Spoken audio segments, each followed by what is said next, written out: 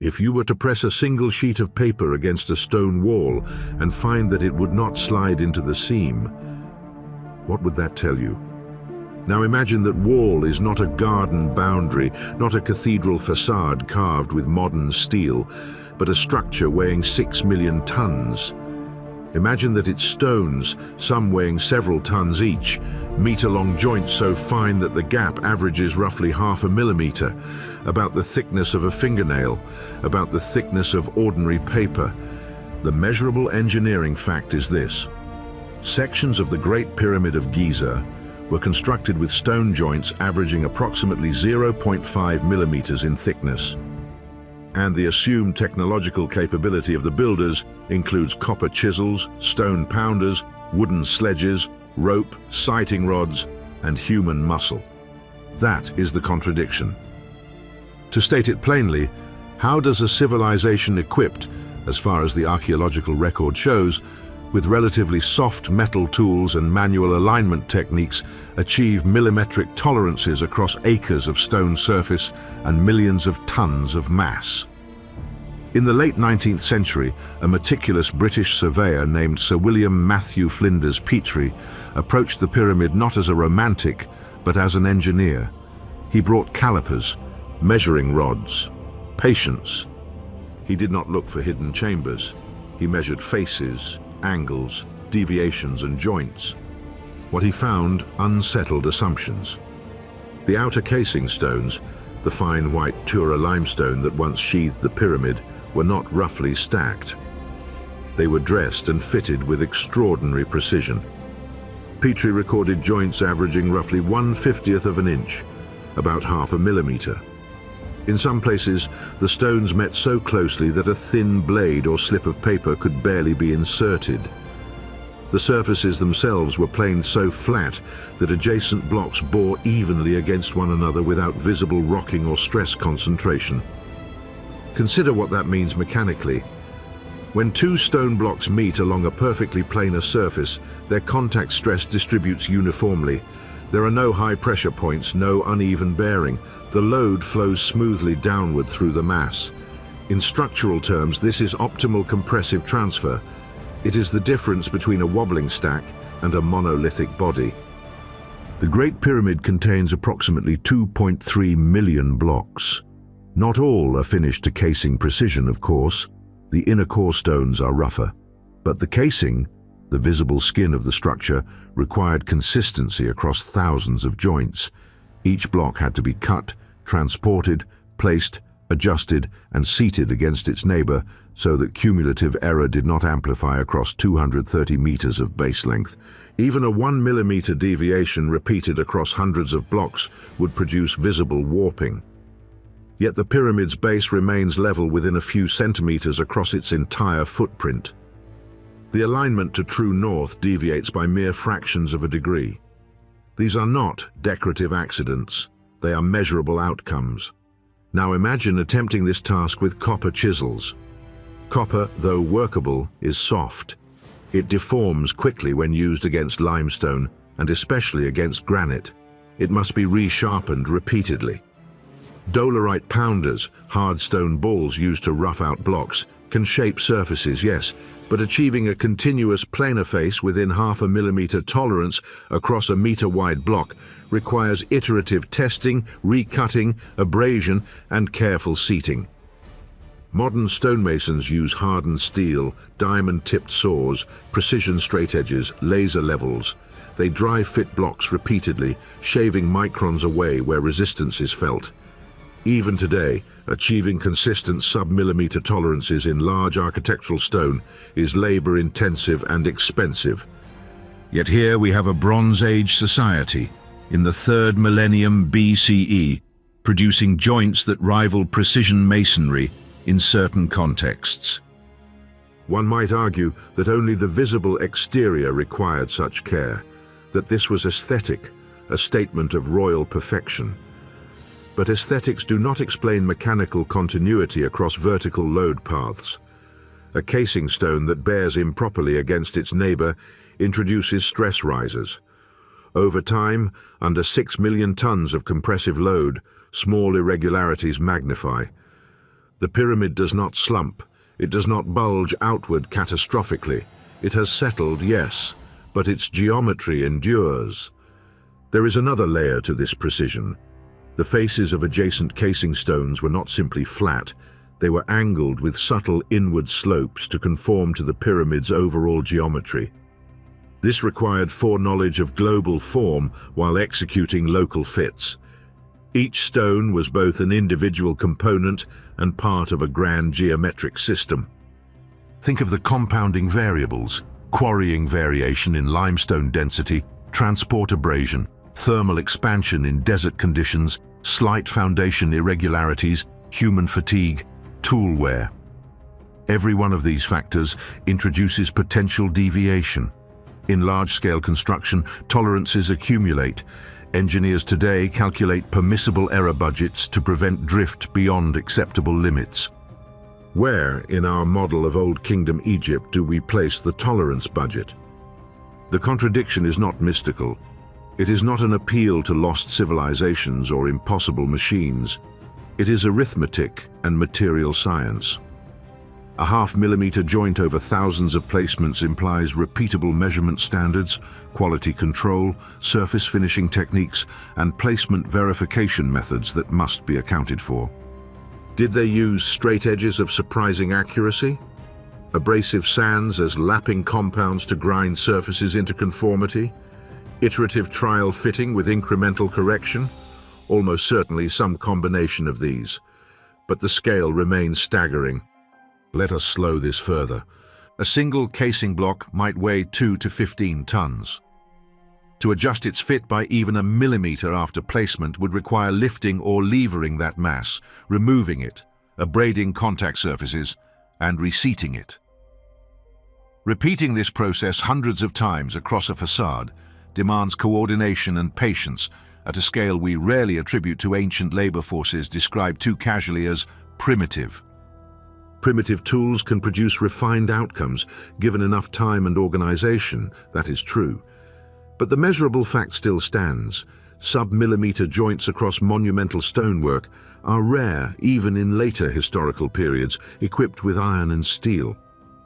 So the question settles before us, heavy as limestone itself. How did a civilization with copper tools and stone hammers maintain millimetric control over millions of tons across tens of thousands of critical joints without allowing error to cascade? Was it simply labor? Vast, disciplined, patient labor? Was it measurement systems more sophisticated than we comfortably imagine?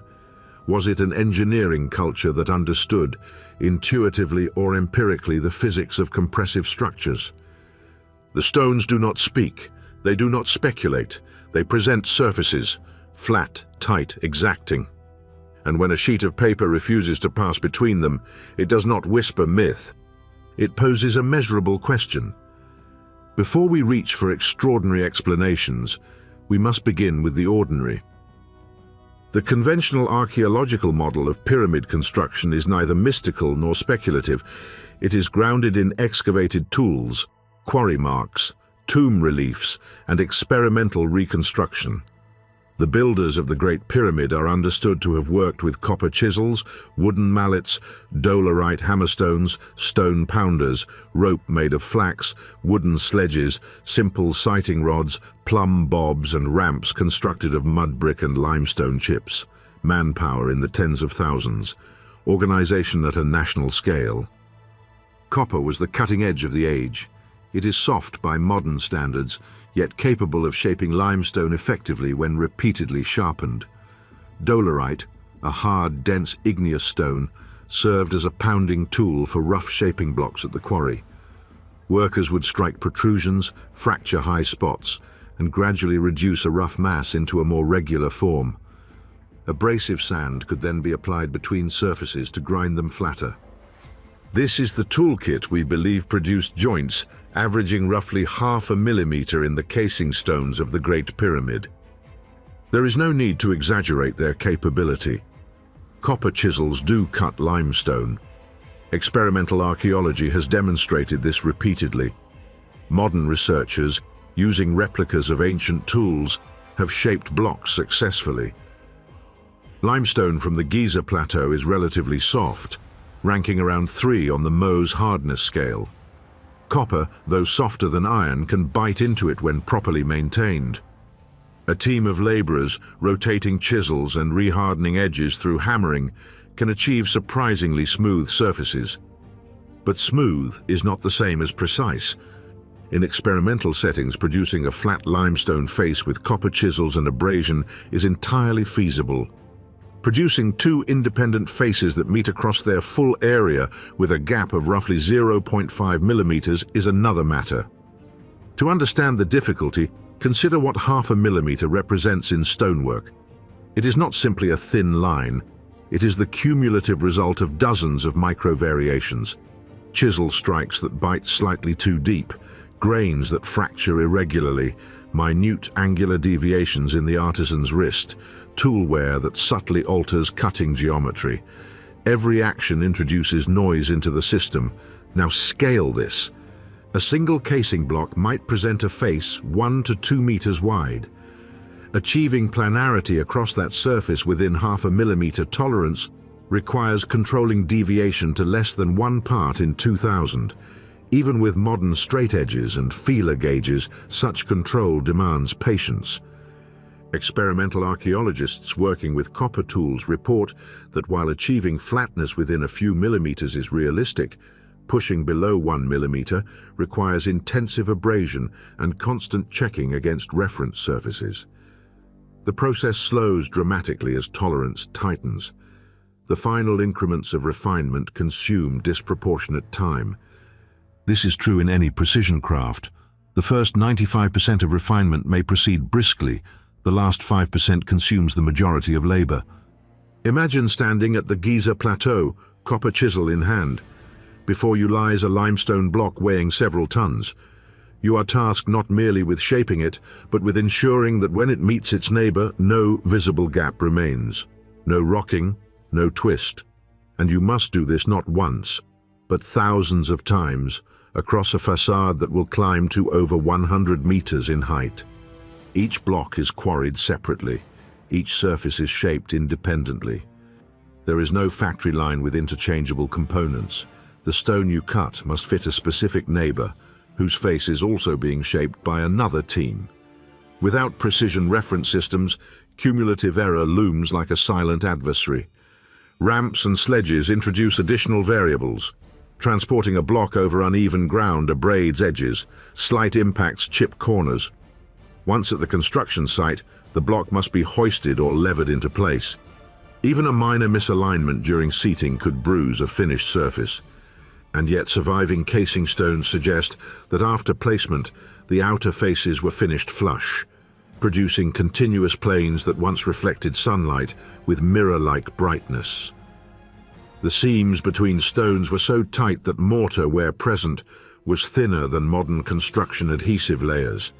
The tools themselves impose constraints. Copper deforms quickly when striking stone, edges mushroom. They must be reheated and hammered back into shape or replaced. This constant maintenance interrupts workflow and introduces subtle variability in cutting angle. Dolerite pounders are effective for roughing out blocks, but are blunt instruments for fine finishing. So the question becomes sharper.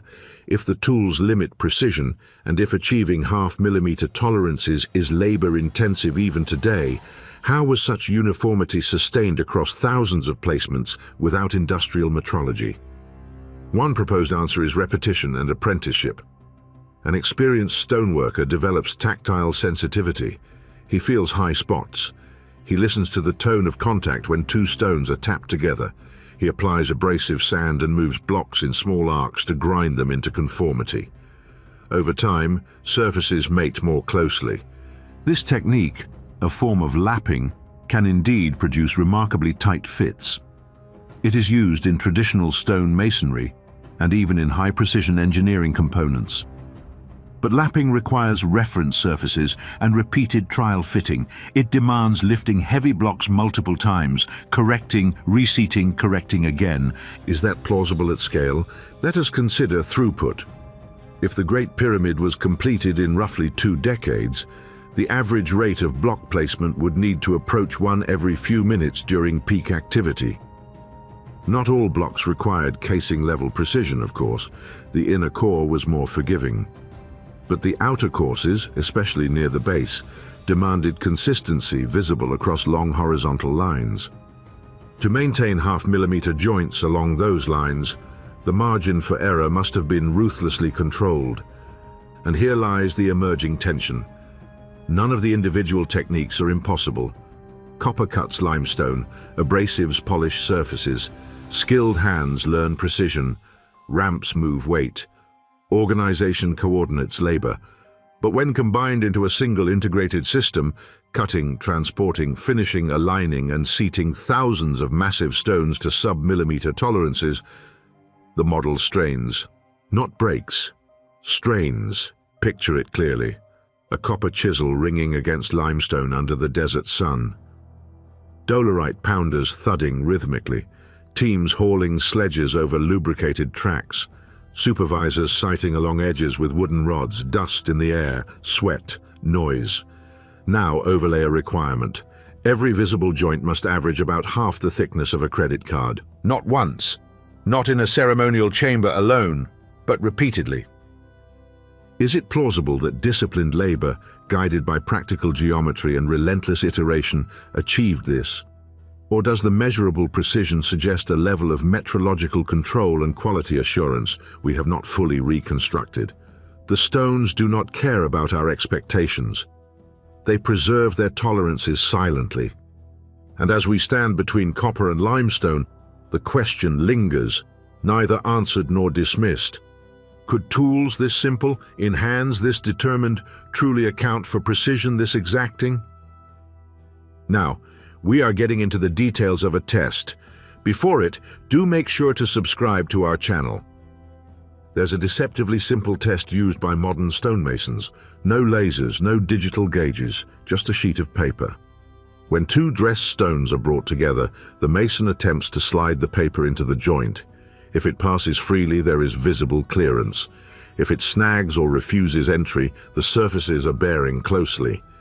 It is an old craft technique, tactile, immediate, unforgiving.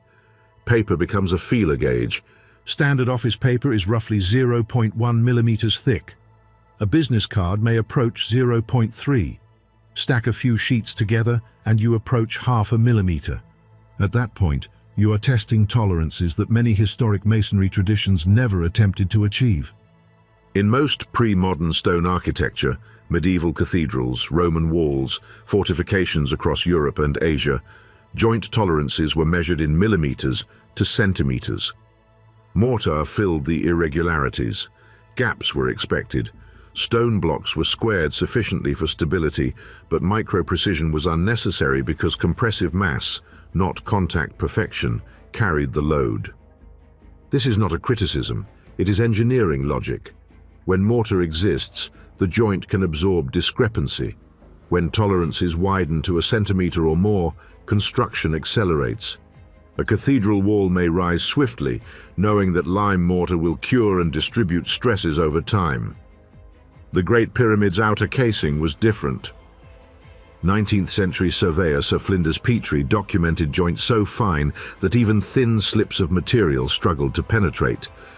Later observers repeated variations of the same tactile experiment, attempting to insert paper between adjacent casing stones that survived near the base. In some locations, the paper would not pass. Measured gaps averaged on the order of half a millimeter. In certain places, even less. Pause on that number. Half a millimeter is smaller than the thickness of many fingernails. It is roughly the diameter of a grain of coarse sand. Over a block face perhaps 1 meter wide, that tolerance implies flatness controlled to within 1 part in 2000. And unlike laboratory components, these were multi-ton limestone blocks, quarried, transported, and set in an open-air environment subject to wind, heat, and human variability. The paper test, though simple, translates abstract numbers into physical reality. It transforms measurement into sensation. You can feel resistance as the sheet crumples at the seam. You can hear the faint rasp as fibers meet stone. Why does this matter? Because tolerances reveal intent. If joints measured 2 centimeters wide, we would infer expedience. If they averaged 5 millimeters, we would call it competent masonry. But at 0.5 millimeter, the margin narrows into deliberate precision. Such tight contact alters structural behavior.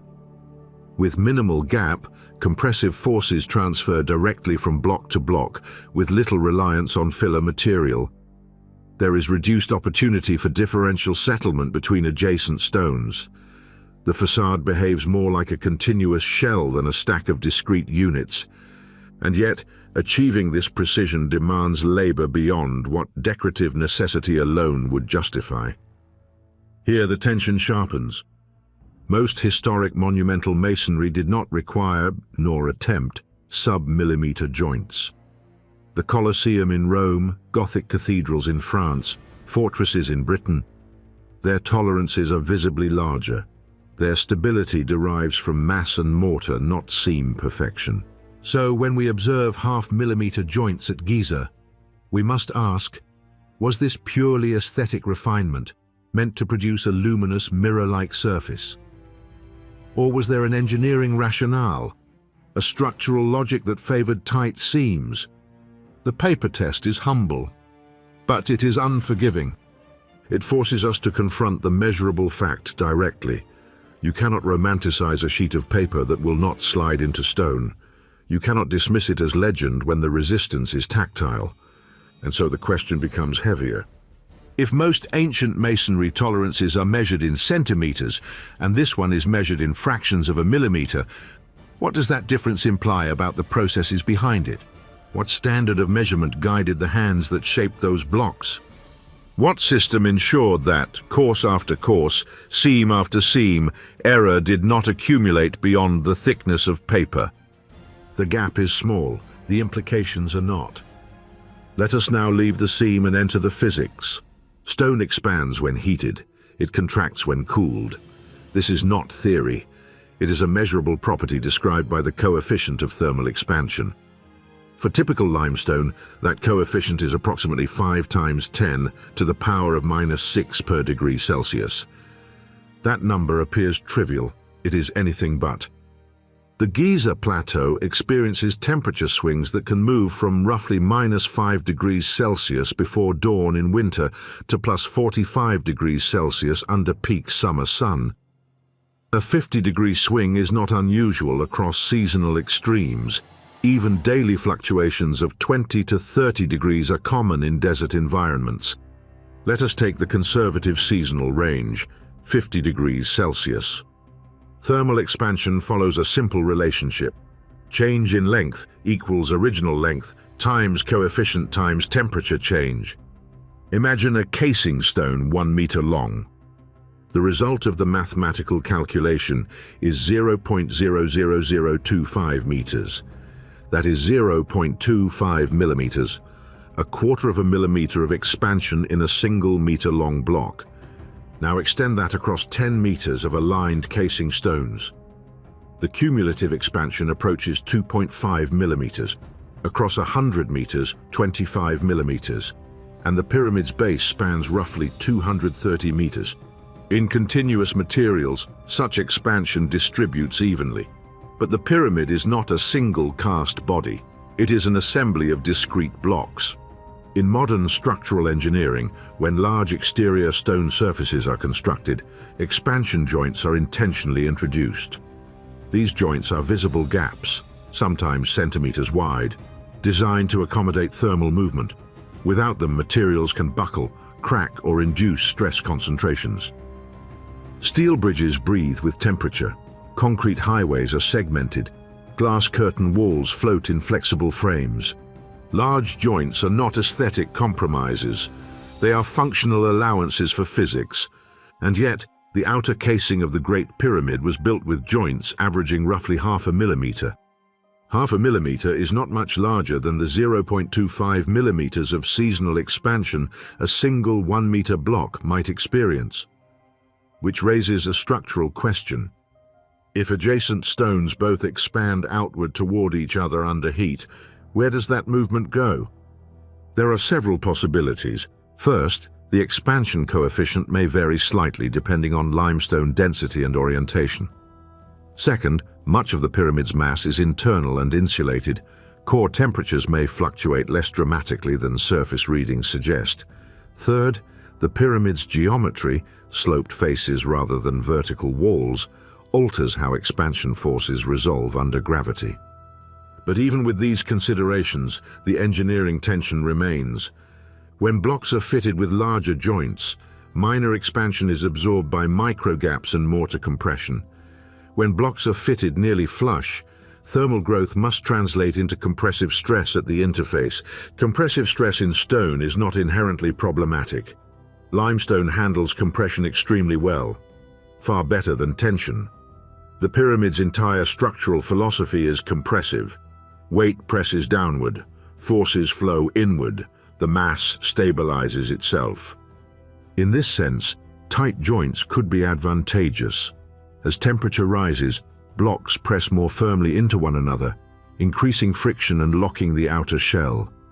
As temperature falls, contraction slightly reduces that pressure, but does not create dangerous voids if the fit is precise. But this requires extraordinarily consistent contact surfaces.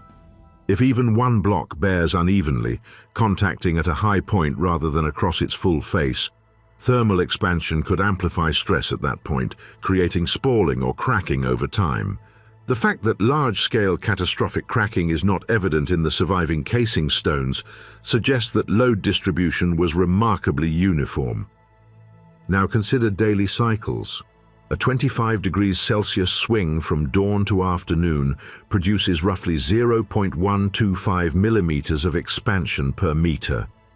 That is small, but repeated thousands of times over centuries, it becomes a fatigue process. Micro-movements at joints can grind, polish, or erode surfaces if tolerances are inconsistent. Yet many casing stones exhibit faces so flat that light reflects evenly across them. The traditional engineering response to thermal cycling in masonry is tolerance, flexibility, or filler. The pyramid appears to have chosen precision instead. Why? One explanation is that tight joints reduce moisture ingress. In desert climates, sudden rare rain events can introduce water into seams. Wider joints trap moisture, leading to salt crystallization and freeze-thaw damage in cooler months. Minimal gaps deny water space to accumulate. Another possibility is geometric continuity. The outer casing once formed a smooth, uninterrupted plane rising at a consistent angle. Large visible joints would disrupt that plane both visually and mechanically. But even if aesthetic perfection motivated the design, physics still governs outcome. Half-millimeter seams leave almost no room for cumulative alignment error under expansion stress, which returns us to the central contradiction. The assumed technological capability includes copper chisels, abrasive sand, rope alignment systems, and visual sighting methods. These tools must have produced surfaces flat enough that when thermal expansion occurred, stress distributed evenly across contact areas. This is not decoration. It is material science in action. If the joints had averaged 5 millimeters, thermal movement would be comfortably absorbed. If they averaged 2 centimeters, expansion would be irrelevant. But at 0.5 millimeter, the tolerance margin approaches the scale of thermal movement itself. In other words, the builder's engineered seams whose dimensional precision operates within the same order of magnitude as the stone's thermal response. That alignment between geometry and physics is not accidental. It suggests forethought, or at least iterative understanding, of how stone behaves under heat. So we arrive at a subtle but powerful observation. The joints are too small to ignore thermal expansion, yet the structure survives millennia of temperature cycling. Either the builders inadvertently achieved a near-optimal compressive shell through relentless precision, or they understood, empirically if not mathematically, that stone under compression behaves best when allowed almost no freedom at all. And so the question deepens. If thermal expansion pushes stone by fractions of a millimeter, and the joints are measured in those same fractions, was this precision excessive ornamentation, or deliberate structural logic disguised as beauty? The assumption that the Great Pyramid's precision was primarily aesthetic has become comfortable. It is easy to imagine a divine king demanding visual perfection. A monument so flawless that seams vanished in sunlight. And certainly, the outer casing once gleamed, its white limestone reflecting the sun in sharp geometric clarity. But aesthetics do not require half-millimeter joints. Visual continuity can be achieved with seams of several millimeters. From even a modest distance, the human eye cannot distinguish between a 0.5 millimeter joint and a 3 millimeter joint. Both appear seamless at scale. Both would produce a smooth facade. So if the tolerance far exceeds what the eye demands, we must consider what the structure demands. Engineering does not pursue precision for romance, it pursues it for performance. Let us examine moisture. Though the Giza Plateau is arid, it is not immune to water. Occasional rains sweep across northern Egypt. Morning dew forms when temperatures drop rapidly. And over millennia, even minor water infiltration can accumulate damage through salt crystallization and microfracturing. In masonry, joints are the primary pathways for water ingress. Wider joints allow water to enter more easily. Mortar can absorb and later release moisture, but it also introduces a weaker interface between stones. Tight, nearly seamless joints drastically reduce capillary penetration. When two limestone surfaces are pressed together across a planar interface, the available void space approaches zero. Water cannot easily migrate inward because there is no channel to occupy. Now consider freeze-thaw cycles. While Egypt's climate is generally warm, winter nights in antiquity could drop below freezing. When water trapped within joints freezes, it expands by roughly 9% in volume. In wider joints, this expansion exerts tensile stress against stone edges, prying them apart incrementally. Over centuries, this process can degrade facades. In a half-millimeter joint, minimal water resides to freeze. The interface is too tight to accommodate significant moisture accumulation. The destructive mechanism is mitigated before it begins. Thermal cycling presents another subtle effect. When a stone surface heats unevenly, sun striking one face while the interior remains cooler, differential expansion creates stress gradients. If joints are loose, blocks can shift microscopically with each cycle. These micro-movements generate frictional wear at contact points, gradually enlarging gaps. In contrast, when blocks meet across nearly full face contact, compressive stress distributes uniformly. There are fewer high-pressure points grinding against one another. The interface behaves almost like a single continuous shell. Modern structural engineers recognize this principle in dry stacked stone retaining walls designed for longevity. Tighter joints, when properly seated, reduce movement and settlement. In precision concrete construction, post-tension slabs are compressed intentionally to eliminate tensile cracking and joint separation. The philosophy is simple: compression stabilizes. The pyramid is fundamentally a compression machine. Every ton of limestone presses downward and inward. The outer casing once acted not merely as decoration, but as a structural skin, distributing load and protecting the rougher core beneath. Consider modern masonry standards. In contemporary stone cladding, expansion joints are deliberately introduced at intervals. These joints may be several millimeters to centimeters wide, filled with flexible sealant. The sealant accommodates thermal expansion while preventing water ingress. But this system relies on synthetic materials and periodic maintenance. In contrast, the pyramid used no polymer sealants, no flexible membranes. It relied solely on stone-to-stone contact. There is a modern analog in precision-engineered dry stone bridge construction and certain seismic-resistant masonry in Japan and Italy. When stones interlock with minimal clearance, they can dissipate energy through friction without losing alignment. The tighter the initial fit, the more predictable the force distribution. This brings us to an important distinction: decorative precision versus structural tuning. Decorative precision aims to impress the observer. Structural tuning aims to optimize force pathways and durability. Half-millimeter joints across a monumental stone shell suggest tuning. If a casing block bears unevenly against its neighbor, a small protrusion becomes a stress concentrator. Under 6 million tons of overlying mass, that protrusion experiences disproportionate pressure.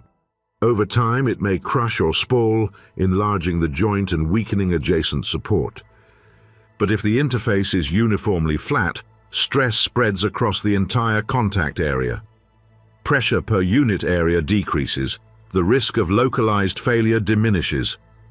In modern civil engineering, contact surface preparation between precast concrete segments is carefully controlled for this reason.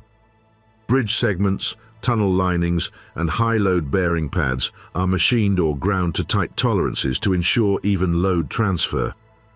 Engineers perform surface flatness checks measured in millimeters or fractions thereof. We accept this as rational when designing infrastructure expected to last a century. The Great Pyramid has endured 45 centuries. One might argue that such longevity is merely the product of mass, that any sufficiently heavy pile of stone would persist. Yet other ancient structures built with less precise masonry have suffered greater facade degradation. The casing stones that remain at the base of the Great Pyramid still display crisp seams. They have not crumbled into wide fissures despite millennia of wind, sand abrasion, and thermal cycling. This endurance suggests that the tight joints were not superfluous extravagance. They were protective. There is another mechanical dimension. When adjacent blocks meet closely, friction increases. The coefficient of friction between limestone surfaces is significant under compressive load. A tightly seated casing block resists lateral displacement more effectively than one separated by mortar or gap. This matters in seismic events, even minor tremors. While Egypt is not as seismically active as regions along major plate boundaries, it is not immune to earthquakes. Historical records document tremors affecting the Nile Valley. A structure composed of tightly interlocked stones can respond as a unified mass rather than as loosely stacked elements. In modern seismic engineering, dry interlocking systems are studied precisely because they allow structures to flex slightly under lateral force while remaining coherent. The closer the initial fit, the more predictable that behavior becomes.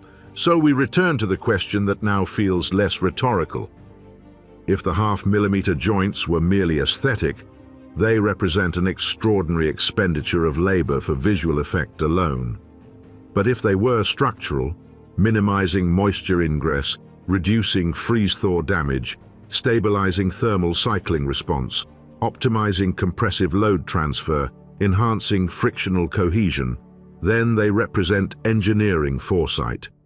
Not mystical knowledge, not advanced machinery, but disciplined attention to how stone behaves under stress and time. The measurable fact remains unchanged. Joints averaging roughly 0.5 millimeters. The assumed capability remains copper chisels, dolerite pounders, abrasive sand, and human coordination. Between those two realities lies a demanding question. Did the builders pursue beauty and incidentally achieve structural excellence? Or did they pursue structural excellence, and beauty was simply the visible consequence? In stone, decoration erodes, engineering endures. And endurance over 4.5 millennia inevitably includes forces beyond weight and weather. Egypt is not Japan. It does not sit astride a violent tectonic boundary. But the Nile Valley is not seismically silent. Historical records describe earthquakes felt in Cairo. The eastern Mediterranean basin transmits stress from the African and Arabian plates. Over thousands of years, tremors, some minor, some moderate, have rippled through the region. A structure as massive as the Great Pyramid does not ignore such motion. It responds. Seismic force is fundamentally different from gravity. Gravity is constant, vertical, predictable. Earthquakes are dynamic, lateral, oscillatory. They introduce shear stress, bending moments, acceleration spikes. They attempt to slide one layer of mass against another. Modern seismic design philosophy offers two broad strategies. One approach is flexibility. Allow the structure to move, absorb energy, dissipate force through controlled deformation. Steel frames, base isolators, dampers, these systems accept motion and manage it. The other approach is mass and friction. Create a body so heavy and internally cohesive that lateral forces struggle to displace it. Dry stone walls in seismic zones often rely on tight, interlocking blocks. When ground motion begins, stones press more firmly together under shifting load, increasing frictional resistance. Mortared masonry behaves differently. Mortar introduces a softer interface between blocks. Under seismic load, mortar can crack, crumble, or shear, allowing stones to shift independently. Once mortar fails, the integrity of the wall declines rapidly. The structure loses its continuous load path. Dry masonry with tight joints behaves more like a unified shell. Without a weak intermediary layer, compressive forces transfer directly from block to block. Friction between closely fitted surfaces resists sliding. If movement occurs, it is minute and distributed across many joints rather than concentrated at a few brittle seams. Now return to the Great Pyramid. Its casing stones were laid with minimal mortar, in some instances, mortar layers thinner than a millimeter. The core used more filler, but the outer shell exhibited remarkable stone-to-stone contact. When lateral acceleration from seismic waves travels through such a structure, the immense vertical weight of overlying courses increases normal force at each joint. Increased normal force increases friction. Increased friction resists shear displacement. Counterintuitively, the tighter the joint, the more effective this frictional locking becomes, provided the surfaces are planar and evenly seated. If joints were wide, blocks would have room to rattle before contacting one another. Impact forces would spike at edges, stress would localize, cracking would propagate. With millimeter-tight seams, there is almost no room for acceleration before contact. The structure behaves less like stacked bricks and more like a single-stepped monolith composed of interlocked plates. This does not render the pyramid earthquake-proof, but it changes how energy distributes. To appreciate this further, we must travel across the Atlantic and ascend into the Andes. In the highlands of Peru, near Cusco and the Sacred Valley, massive polygonal stone walls stand, some built by the Inca, some by earlier cultures. These stones are irregular in shape, multi-angled, interlocking like a three-dimensional puzzle. Their seams are so tight that even thin blades struggle to pass between them. Unlike Egypt, Peru sits in one of the most seismically active zones on Earth.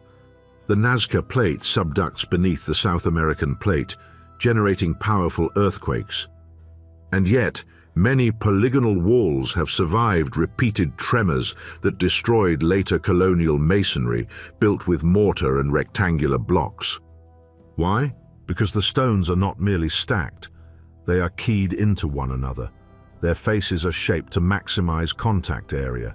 When the ground shakes, the irregular geometry prevents sliding in any single direction. The blocks settle back into place after motion ceases. The joints are tight, not decorative but functional. There is minimal mortar to crack. The system relies on gravity and precision. Now compare that to Giza. The Great Pyramid does not use polygonal interlocking. Its blocks are predominantly rectangular, but the principle of tight contact is shared. In both cases, precision reduces vulnerability. In Peru, irregular geometry provides mechanical interlock. In Egypt, planar precision under immense compressive load creates frictional cohesion. These are different architectural languages responding to different seismic intensities. Yet both suggest that tight joints confer advantages beyond appearance. Consider an engineering thought experiment. Imagine two identical stone shells.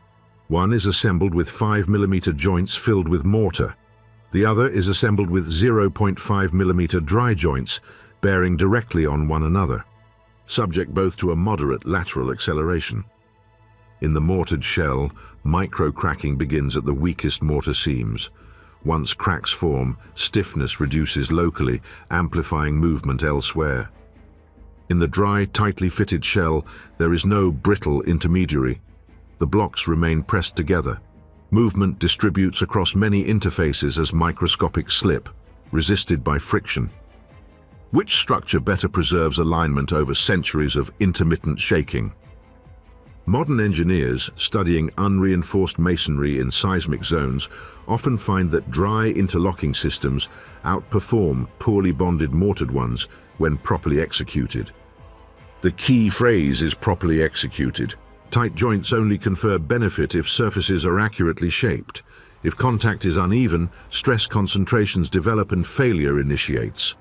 So once again, the millimeter-scale precision of the Great Pyramid's casing becomes structurally relevant. Perhaps the builders did not articulate seismic theory. Perhaps they did not calculate coefficients or model shear stress. But they lived in a world where structures either endured or failed. Empirical knowledge accumulates through observation. If earlier monuments with looser joints degraded faster, refinement would follow. The Great Pyramid stands at the culmination of a developmental sequence, preceded by structures like the Maiden Pyramid and the Bent Pyramid, both of which exhibited structural challenges.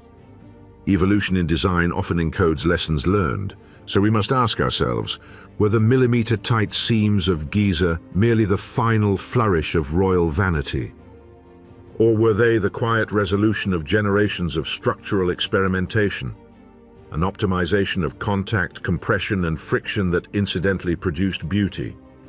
In Peru, tight joints are widely recognized as seismic wisdom carved in stone.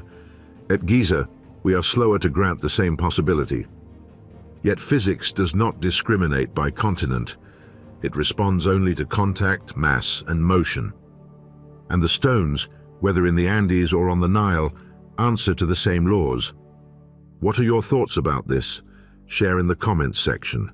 And so we leave the Nile and climb into thinner air. High in the Andes, in and around Cusco, walls rise from the earth like frozen waves of stone. They are not rectangular, they are not uniform. Each block is a polygon, 5 sides, 7 sides, 12, cut and shaped so that it interlocks with its neighbors in a 3-dimensional embrace. Stand before one of these walls at Sacsayhuaman and look closely at the seams. You will search for mortar and find almost none. You will try to insert a knife blade between stones and discover resistance. Even thin metal struggles to penetrate.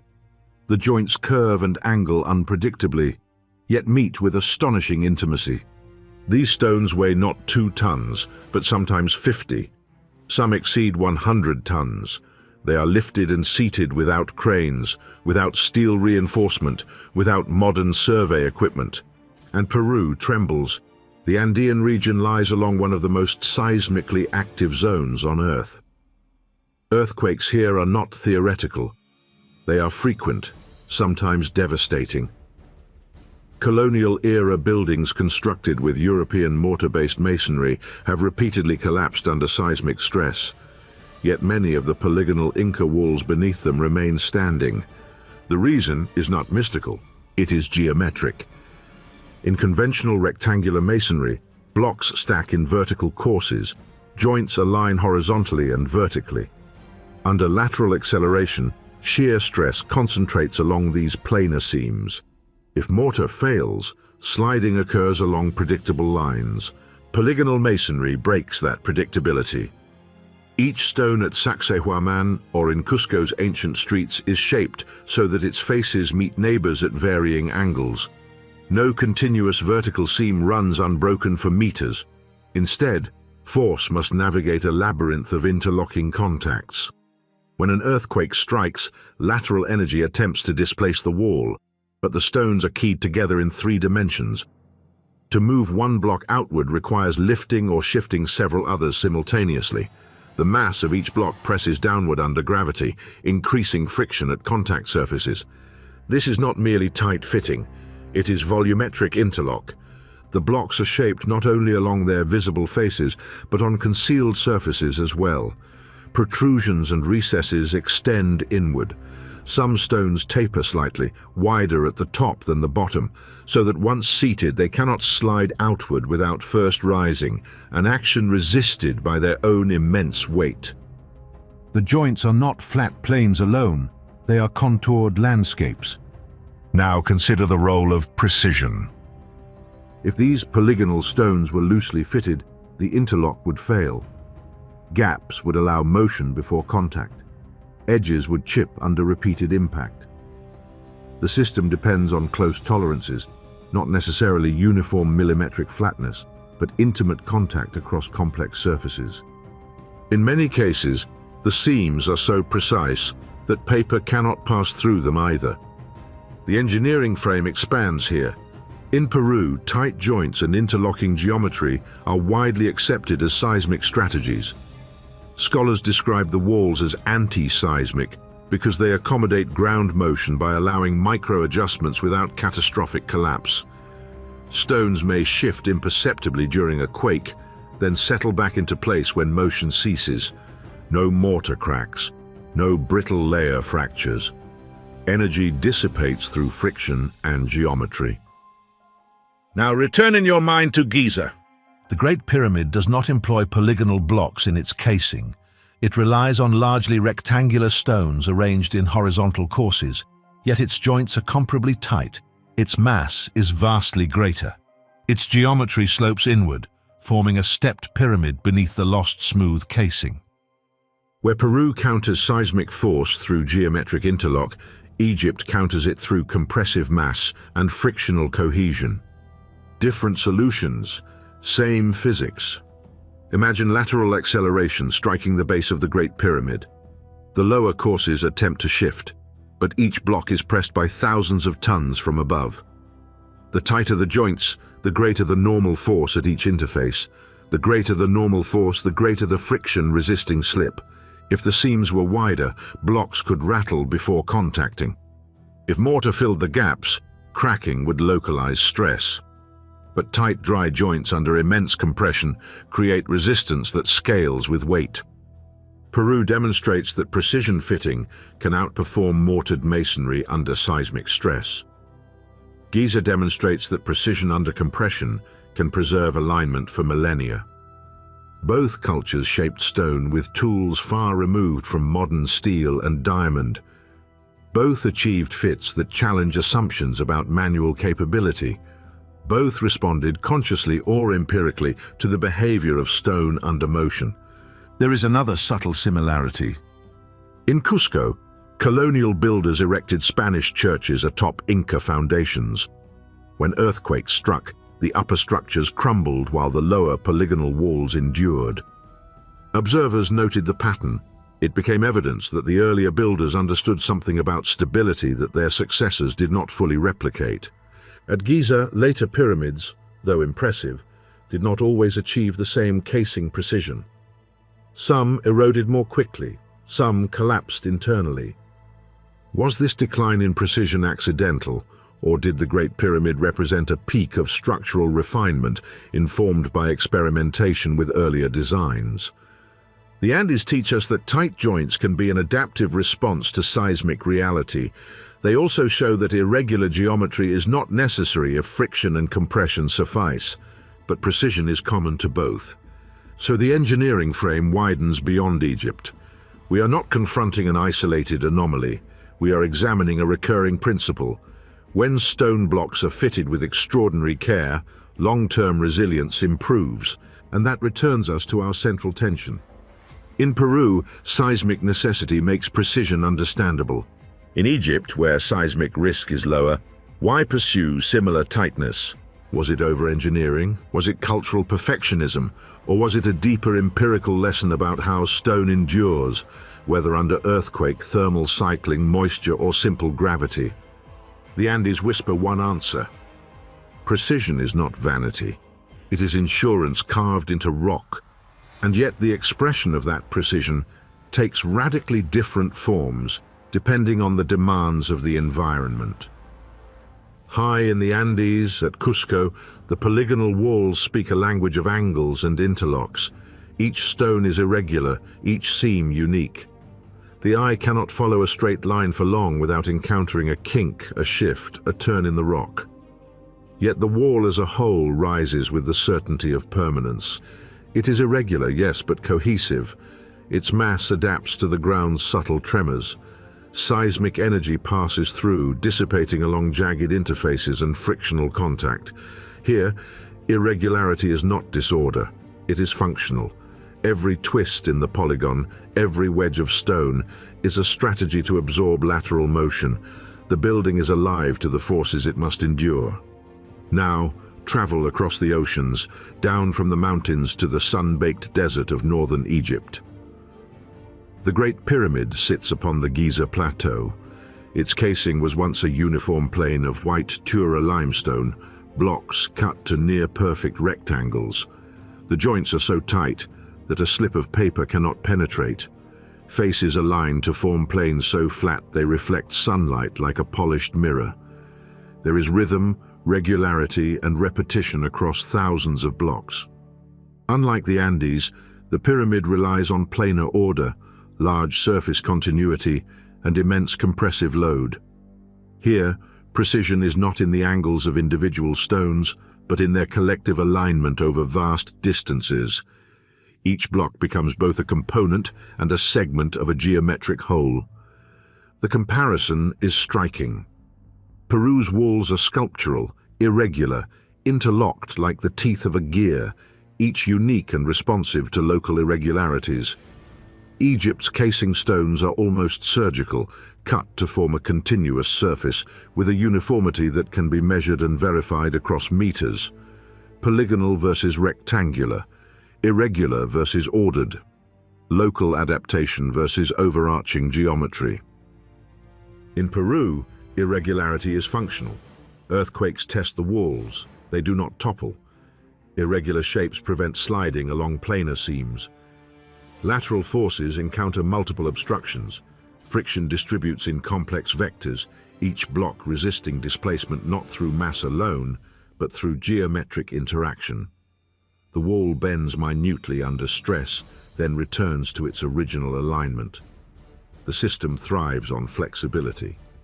In Egypt, the environment demands different solutions. Lateral seismic stress is minor, relative to the Andes. The challenge is not moving ground, but enduring time, temperature, wind, and sheer mass. The Great Pyramid's casing relies on planar perfection. By minimizing joint gaps to 0.5 millimeter, the builders ensured that compressive load flows evenly. Thermal expansion, daily temperature cycles, and occasional tremors are accommodated not through interlocking angles, but through friction distributed across extensive contact surfaces. The pyramid's outer shell behaves almost like a monolithic stone. Each block's flat face is critical. Even a tiny deviation could introduce high-pressure points, stress risers that over millennia might compromise stability. Consider the engineering implications of these choices. In Peru, the irregular system allows micro-adjustments. Blocks settle into one another. Movement is accommodated and energy dissipated. Precision exists, but it is three-dimensional, irregular, and adaptive. The human eye may not notice perfection in each seam. The structural intelligence is revealed through performance over centuries of seismic activity. In Egypt, the perfection is two-dimensional and planar. The contact is uniform. Blocks do not need to slide into one another to survive, they need to bear. The system demands consistency across enormous surfaces. The stakes are different. The Great Pyramid is massive, its weight distributed across a broad base, and its geometry sloping upward. Precision ensures that no single block bears a disproportionate load, no seam becomes a weak point, no cumulative deviation destabilizes the structure.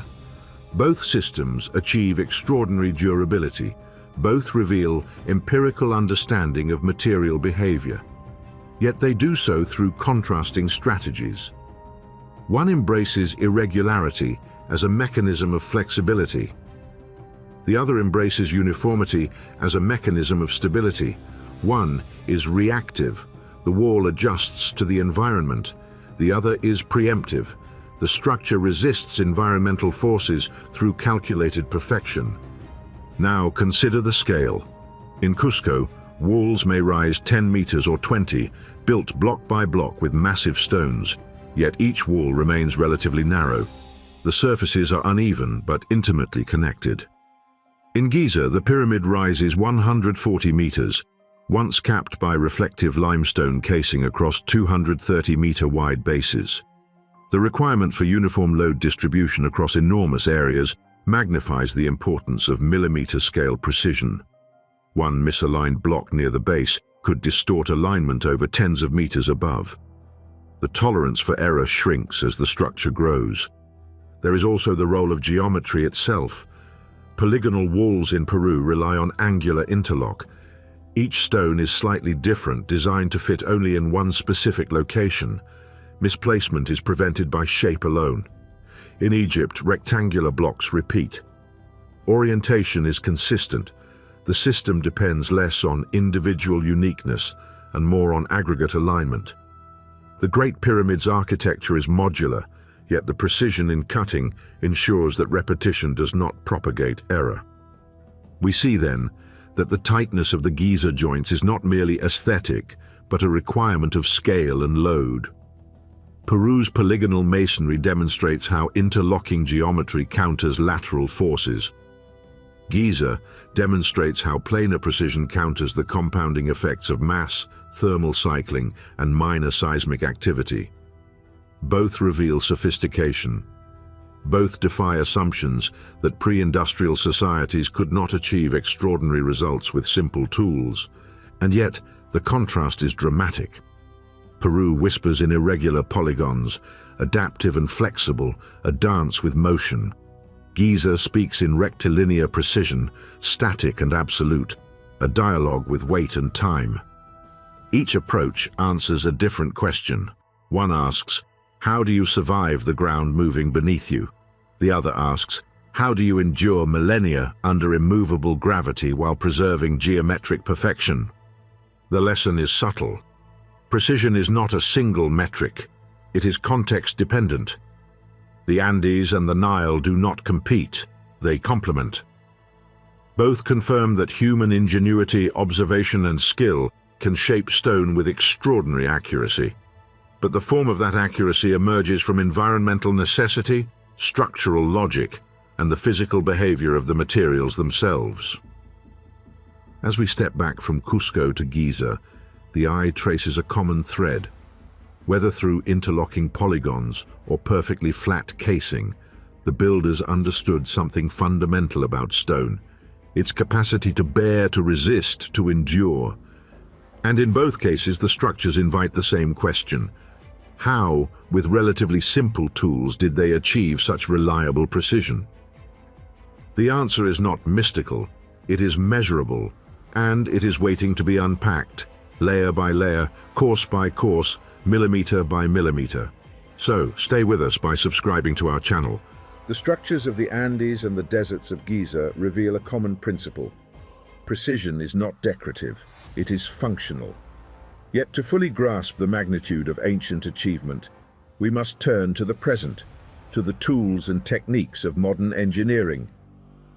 Today, monumental stonework is measured, machined, and finished with technology that would have seemed unimaginable to the builders of Giza. Computer numerical control, or CNC, machines with 5-axis cutting heads, laser-guided planes, and tactile scanning tools allow stone to be cut with precision measured in fractions of a millimeter. Architects and engineers routinely specify tolerances of 0.1 to 0.3 millimeters across massive panels of granite or marble used in modern facades. Stone can be milled, polished, and fitted with digital verification before it leaves the workshop.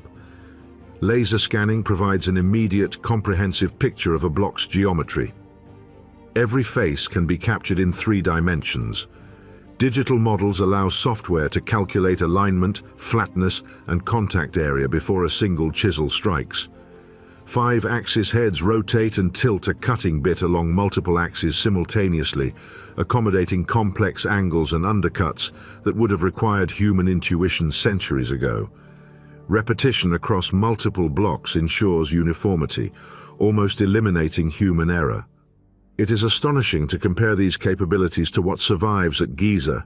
The outer casing stones, placed over 4 millennia ago, exhibit average joint gaps of roughly 0.5 millimeters.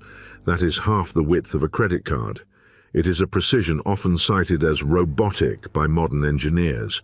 And yet these were produced with copper tools, dolerite pounders, abrasive sand, and the careful eyes and hands of tens of thousands of human laborers. To contextualize this achievement, imagine attempting the same work with today's machinery. A single skilled CNC operator can produce a precisely cut limestone or granite panel in hours, depending on size and complexity. A 5-axis machine ensures angles, planar flatness, and face-to-face contact tolerances at or below 0.2 millimeters. But to produce thousands of panels of equal precision, as required by the outer casing of the Great Pyramid, would still demand an enormous amount of machine time, energy, and careful setup. The difference is not only in tools, but in process. Modern technology benefits from repeatable precision, digital templates, and error checking at every stage. Yet it still requires logistics, transporting massive slabs to the machine, clamping them securely, and finishing without microchipping. Even robotic systems must account for the weight of each block. A 2-ton limestone slab cannot be milled or repositioned casually. The implication is profound. If modern CNC machinery, designed explicitly for precision and speed, faces practical constraints when working with massive stone blocks, how extraordinary must the achievement at Giza have been? The ancient builders achieved tolerances approaching those of today's sophisticated equipment, but without electricity, without digital modeling, and without mechanical leverage beyond simple levers, sledges, and inclined planes. Consider time. In modern workshops, a 2-ton block cut to sub-millimeter tolerance may require several hours, including scanning, milling, finishing, and quality verification.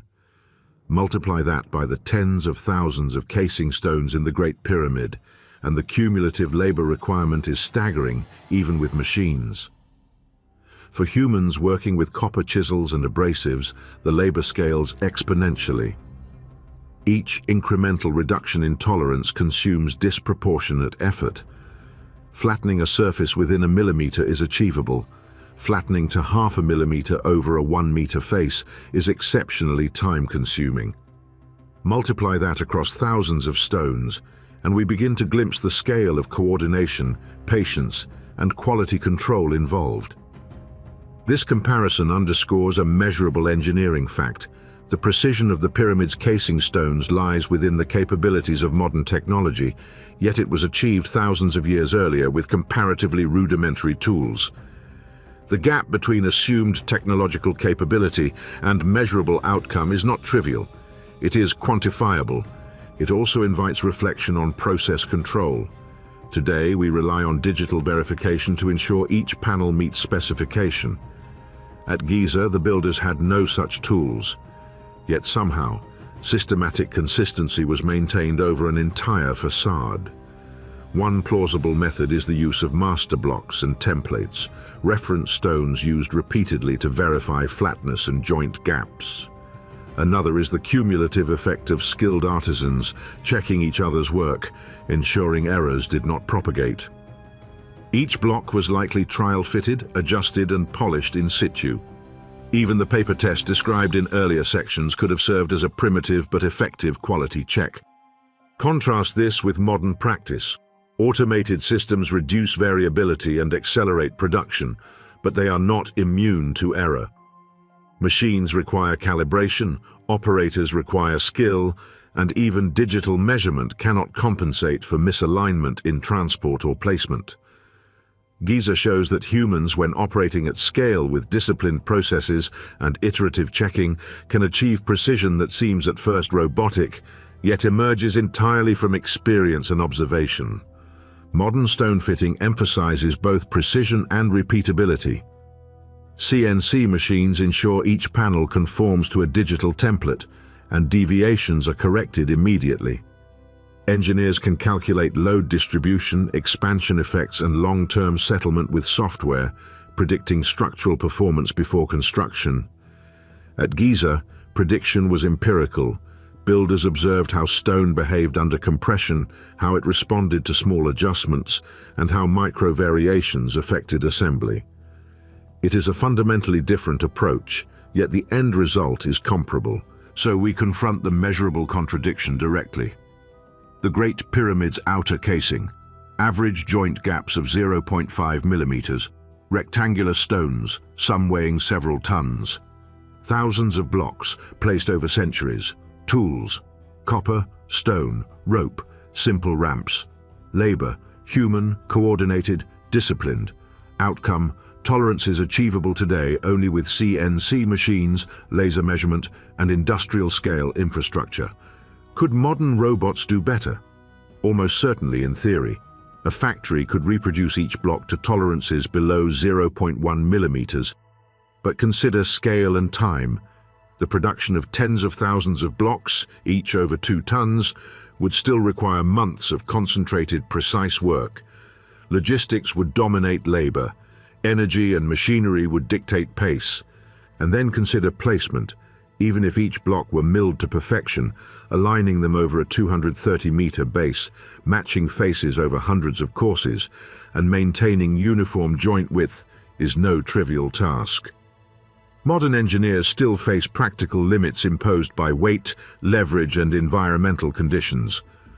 The lesson is both humbling and illuminating. Precision of the sort seen at Giza is extraordinary not merely because of the measurement itself, but because it was sustained across vast quantities of stone with purely human tools. Measurable engineering fact does not match assumed technological capability in a subtle but undeniable way.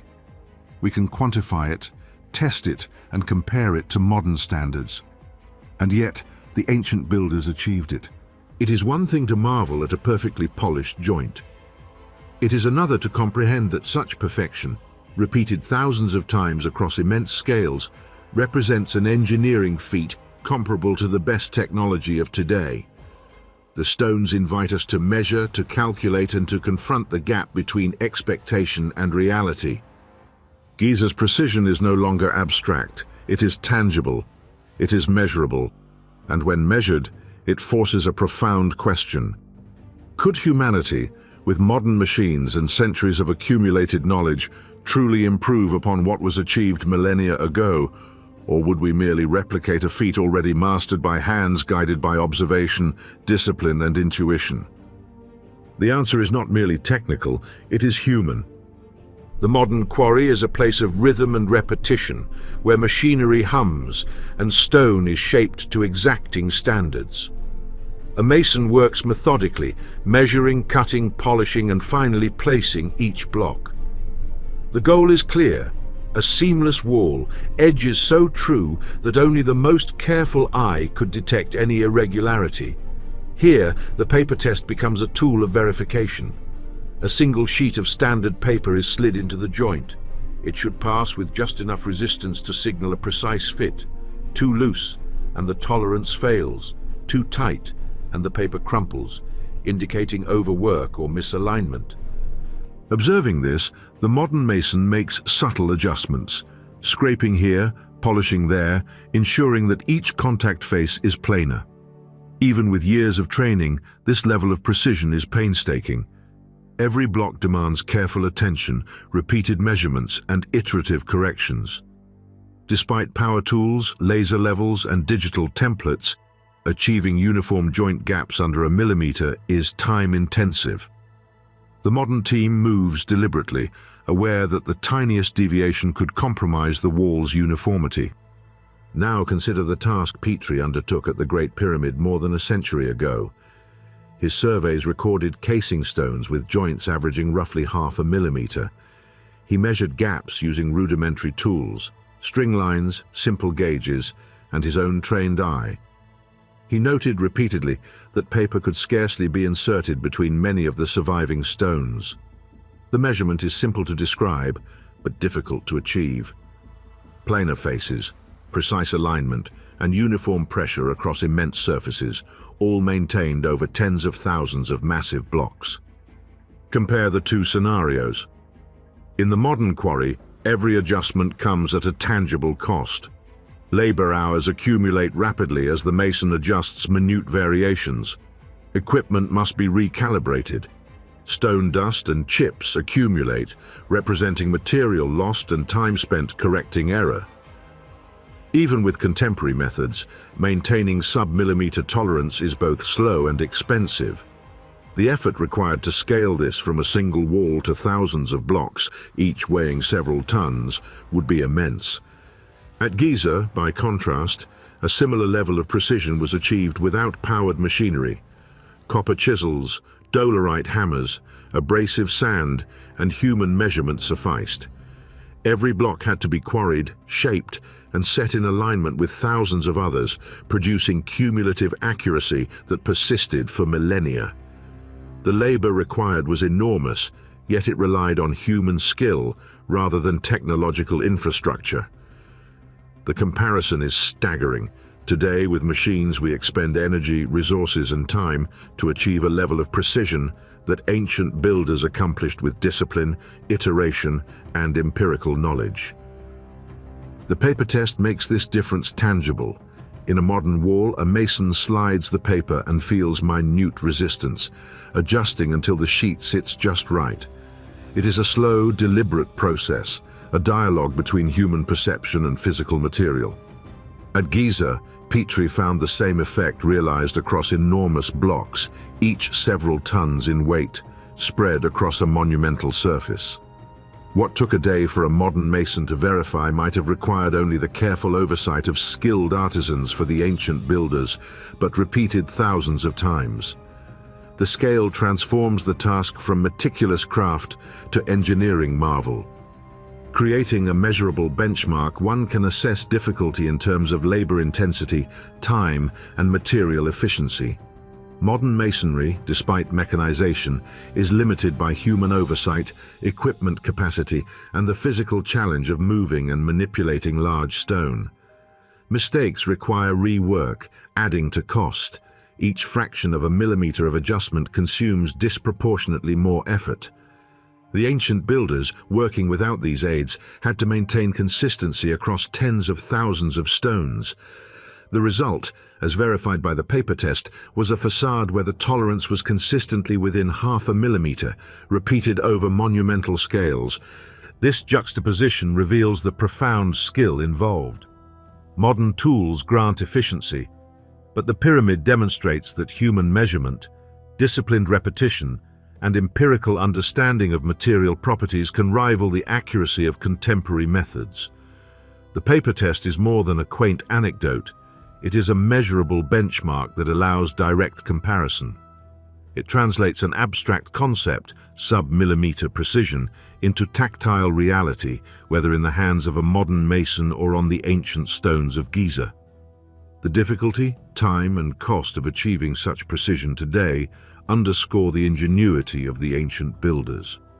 Modern engineers might plan months of preparation, deploy specialized machinery, and budget for errors and material wastage. At Giza, similar precision was realized through a combination of observation, empirical measurement, and coordinated labor, with tools and methods that, by modern standards, seem rudimentary. Yet the outcome, the enduring facade, the seamless joints, confirms that the builders met a standard that even today commands admiration and analysis. The paper test bridges past and present, making the engineering achievement tangible. A sheet of paper passing between stone is at once a simple demonstration and a profound revelation. It shows the interface between human capability and material behavior. It confirms that, regardless of the tools available, precision can be measured, verified, and achieved through systematic application of skill. The Great Pyramid's casing stones, tested in this way, meet or exceed the tolerances that modern masonry strives for in monumental applications. Ultimately, the comparison illuminates the gap between assumed technological capability and measurable reality. The paper test serves as evidence of control, of repeated accuracy, of human engineering applied at a scale and consistency that challenges our preconceptions. Modern masonry demonstrates that achieving similar results is still difficult and resource-intensive, despite machinery and digital planning. At Giza, it was accomplished without such aids, relying instead on human ingenuity, coordination, and painstaking attention to detail. The lesson is clear. Precision, as measured by the paper test, is neither trivial nor decorative. It is a metric that allows us to quantify the extraordinary skill of the pyramid builders.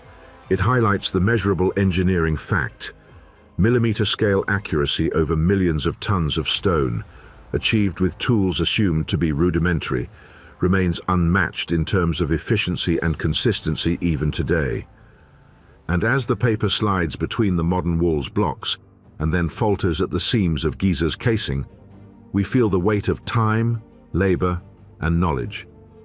One simple sheet becomes the measure of human capability across millennia, tangible proof that what we often assume to be impossible has already been realized not by machines, but by the hands and eyes of our ancestors.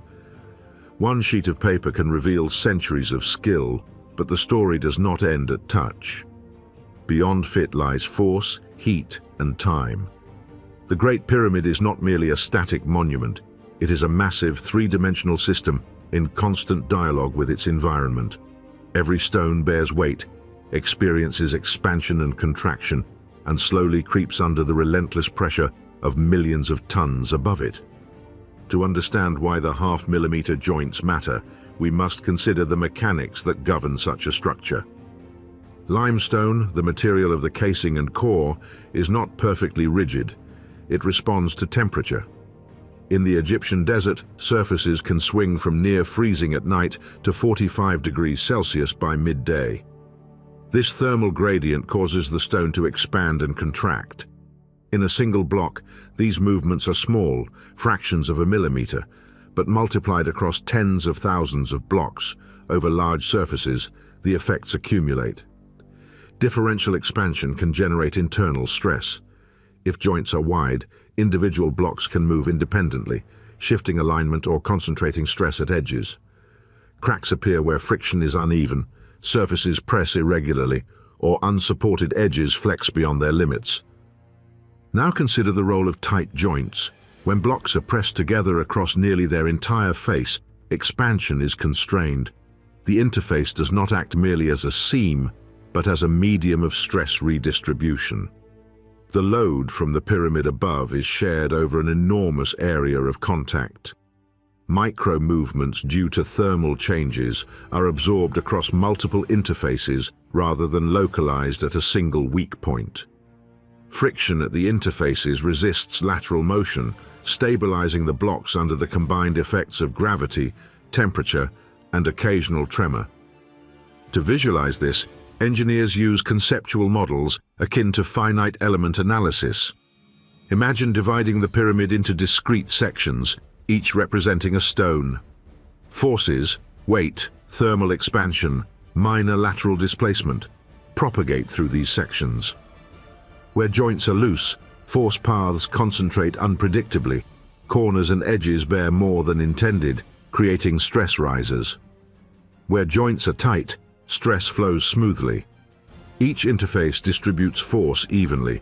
The pyramid behaves less like stacked bricks and more like a continuous pre-stressed shell. Creep adds another layer of complexity. Limestone under long-term compressive load exhibits minute, irreversible deformation over centuries.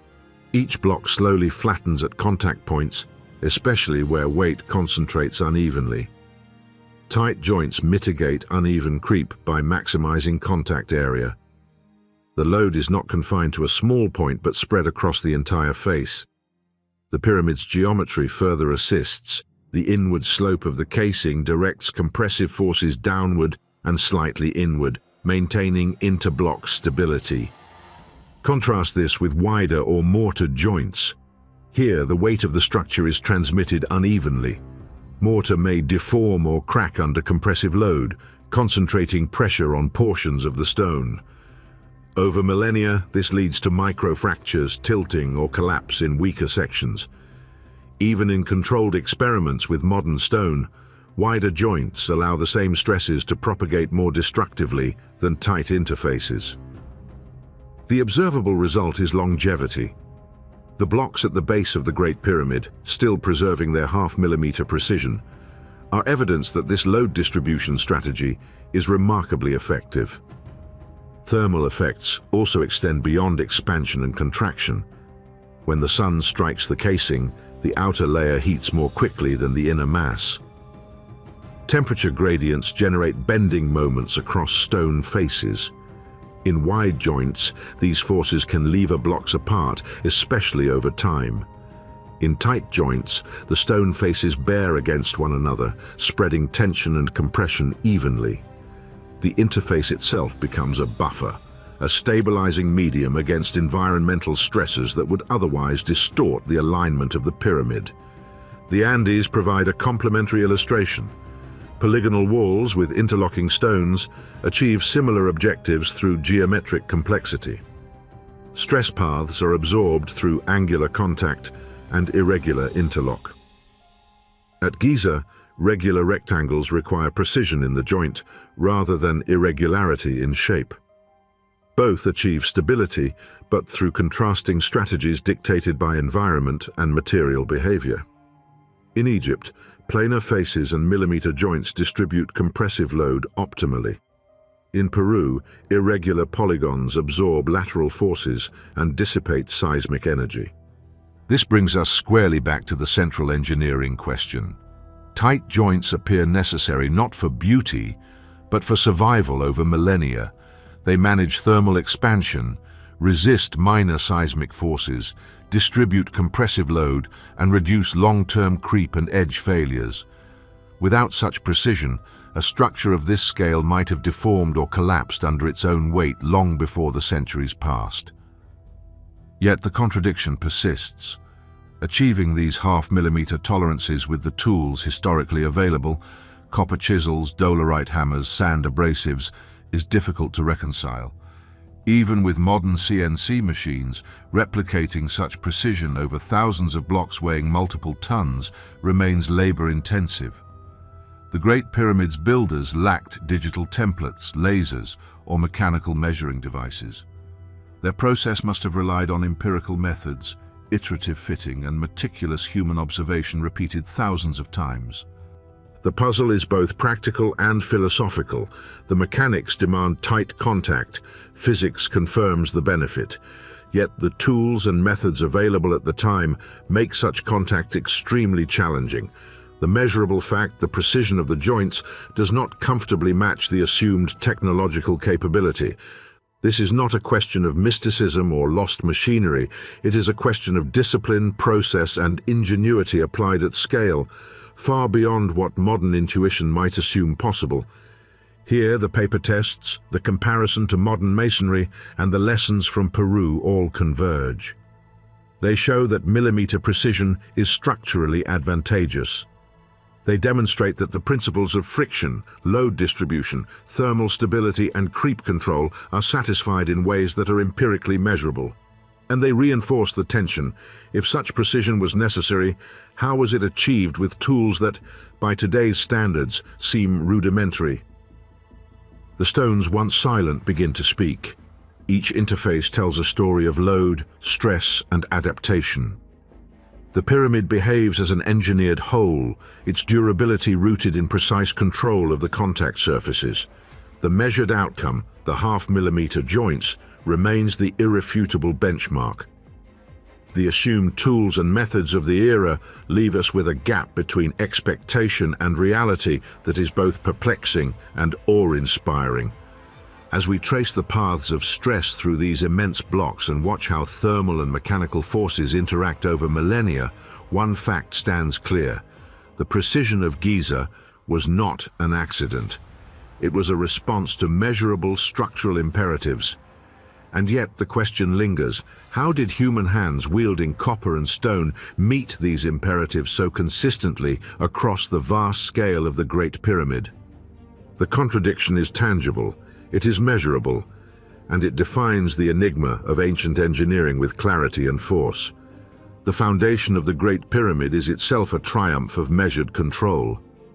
From the moment the first stone touched the desert sand, the builders confronted a challenge that is staggering even to modern engineers: to lay a base level within mere centimeters over a footprint stretching 230 meters on each side.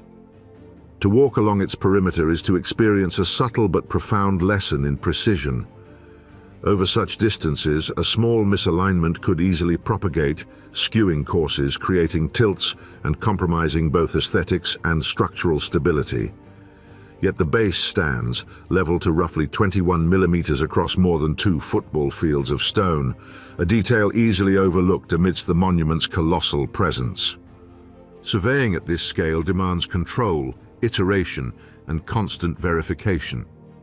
Historians and archaeologists have reconstructed possible methods: water-filled trenches to establish a horizontal plane, sighting rods and plumb lines to align corners, and careful triangulation to define straight lines. Each technique is simple in concept but exacting in execution. A single misjudgment of water level, a slight bend in a rod, or an uneven footing in sand could introduce errors. The builders, working with these tools, had to maintain the integrity of their measurements over distances that would challenge a modern construction crew. Yet it is not only the base that demands our attention. Consider the cascade of precision required once the plane was established. The leveling must carry upward. Each block cut to near-perfect planar surfaces must match its neighbors not only laterally but vertically. Millimeter-scale joint gaps are irrelevant if the plane upon which they rest is sloped. The outer casing stones, designed to meet at half-millimeter tolerances, require a foundation whose variation is smaller than the joints themselves. Otherwise, every block would need compensatory adjustment, and the cumulative error would render the precise fit impossible. Imagine this in sequence. The initial trench is filled and leveled. Corner posts are aligned. Straight lines are sighted across hundreds of meters. Each block is cut, shaped, and brought into place, its position verified against the established plane. Each layer adds weight, creating new stresses and the potential for settlement. Yet somehow, after 4,000 years, the base remains remarkably true. This is a tangible, measurable contradiction. Even today, constructing a stone platform of comparable dimensions and achieving this degree of levelness would demand laser surveying, mechanical leveling devices, and careful compensation for thermal expansion and settlement. The Egyptians achieved the same result with instruments made of wood, water, and simple geometry. Geodetic control is more than a matter of horizontal level. It extends to alignment, orientation, and orientation relative to the cardinal points. The Great Pyramid is oriented almost precisely to true north. Small deviations exist, but they are astonishingly minor given the scale and the tools. Establishing such orientation requires a combination of astronomical observation and terrestrial measurement, each dependent on precise observation and replication across vast distances. Any misalignment at the base would magnify at higher courses, creating measurable deviations in slope and joint contact. The question becomes one of cumulative precision. Each stone is a component in a chain of measurement and placement. Errors do not cancel, they accumulate.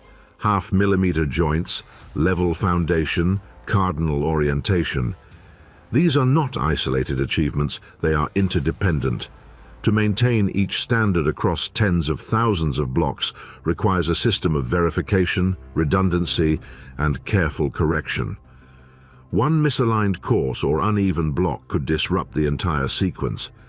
Yet the pyramid's casing, its core and its base demonstrate that these standards were met consistently. Consider the mechanics of placement. Each stone was cut to fit, likely trialed and adjusted on site. Surveying would have been continuous, If a block sat slightly high, workers would shave, polish, or reposition it. If a line ran off perpendicular, adjustments could be made across multiple courses. The margin for error was minimal, and yet it was managed.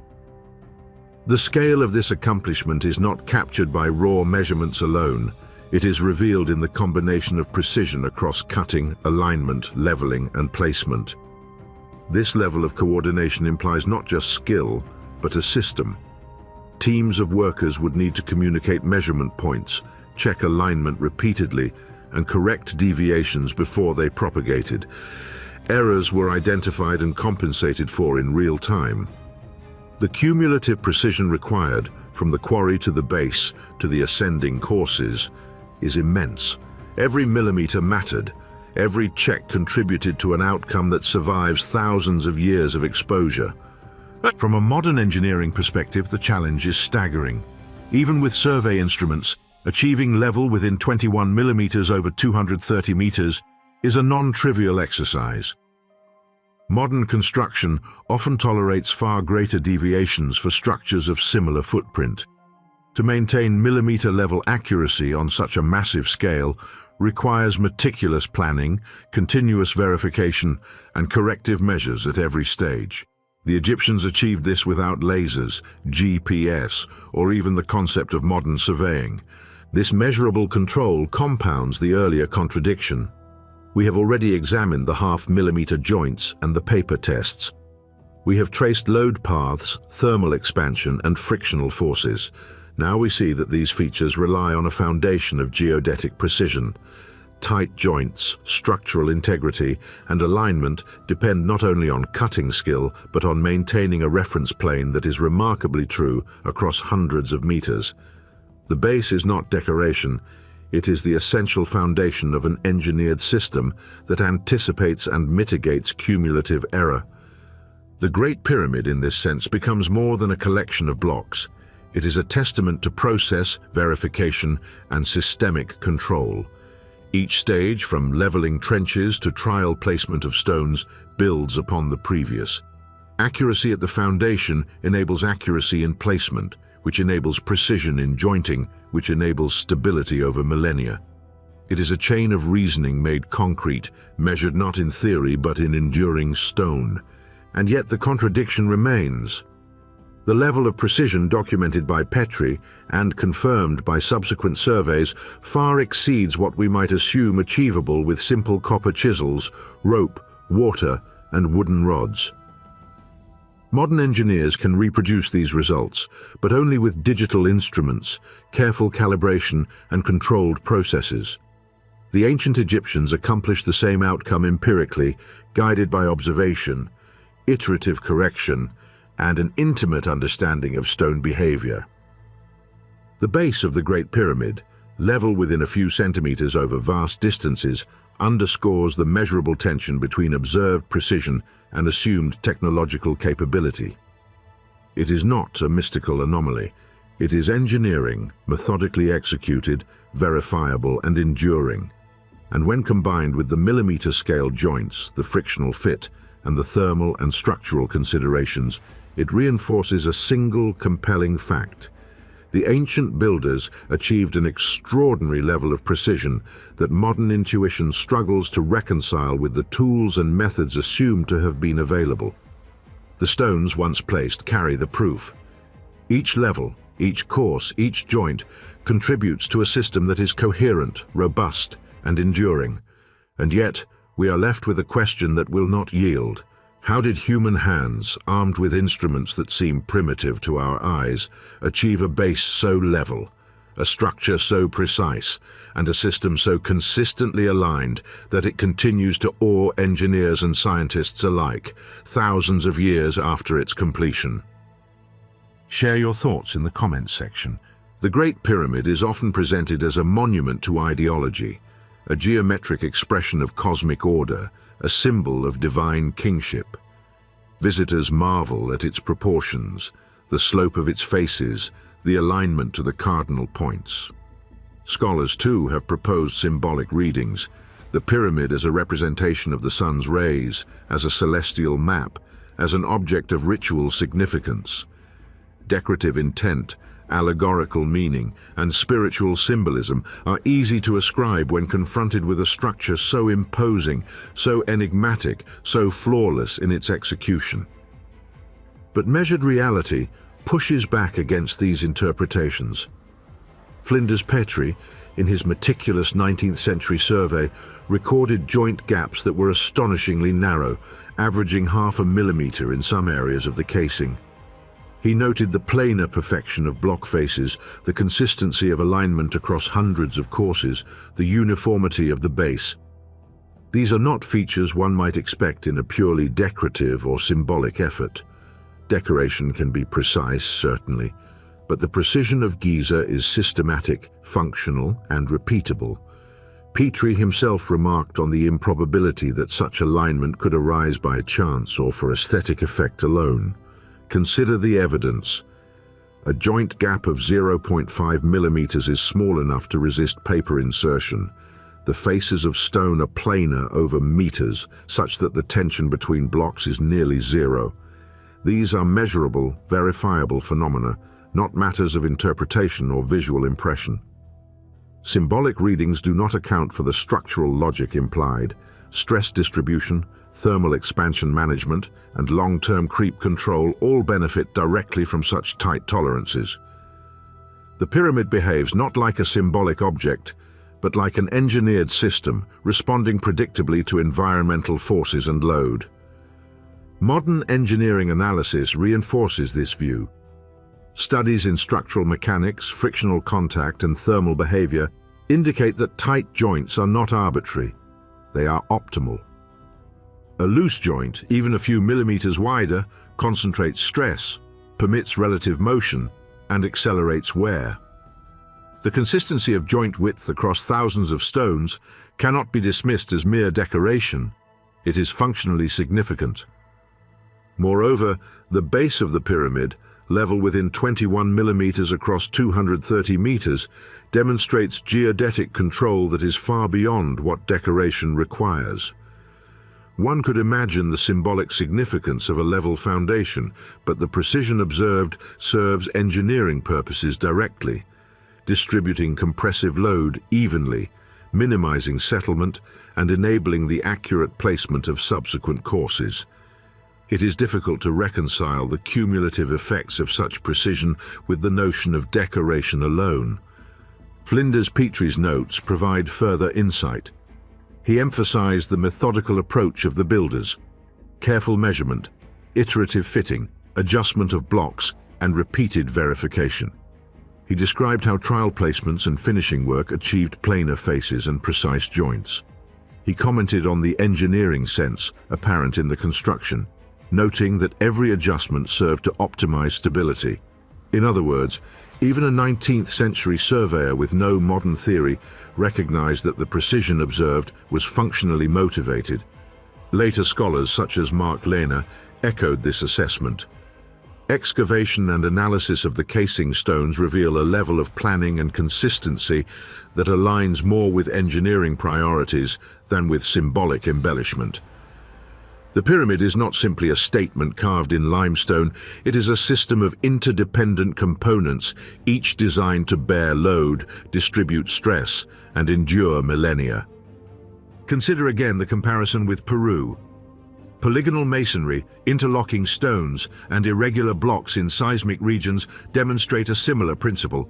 Precision and fit are motivated by function, not merely aesthetics. In both cases, the builders appear to have understood empirically how stone behaves under stress, how joints transmit load, and how small variations can magnify over large structures. Decoration follows function, not the other way around. The challenge to symbolic interpretations is not to deny cultural or ritual significance entirely, but to separate measurable engineering from metaphor. Symbolic meaning can coexist with function, yet it does not explain why joint gaps were controlled to fractions of a millimeter, why faces were polished to planar perfection, why courses align so accurately over enormous distances. These are quantifiable realities. They can be tested, verified, and replicated in experiments. Decoration cannot account for these metrics, engineering can. This is the crux of the measurable contradiction. Conventional assumptions about technological capability suggest that copper tools and simple ramps could not achieve such precision. Decorative or symbolic explanations suggest that the effort may have been aesthetic or ceremonial. Yet the observable data, the half-millimeter joints, the planar faces, the level base, the consistent alignment, point to a different conclusion. Precision was functional. The pyramid behaves as a carefully calculated system. Its builders understood empirically the structural consequences of deviation and sought to control them through methodical measurement and adjustment. Interviews with modern stonemasons, structural engineers, and archaeologists reinforce this perspective. Many note that the tolerances achieved at Giza are comparable to what is considered best practice in modern monumental stone construction. They emphasize that such precision is inherently functional. It optimizes load paths, reduces localized stress, manages thermal effects, and enhances long-term stability. Decorative arguments, while culturally appealing, fail to account for why this level of repeatable accuracy was necessary across tens of thousands of blocks. Thus, the interpretation of the Great Pyramid shifts. What may appear as aesthetic perfection is revealed as applied engineering logic. The apparent contradiction, precision far exceeding assumed technological capability, is made explicit. Symbolic readings offer context and meaning, but they do not satisfy the measurable empirical evidence. The stones, the joints, the alignment, and the base speak a clear language. This is engineering applied at an extraordinary scale, executed through observation, iteration, and disciplined human skill. The implications are profound. It forces a reassessment of assumptions about ancient capabilities and about the relationship between human skill, tools, and observation.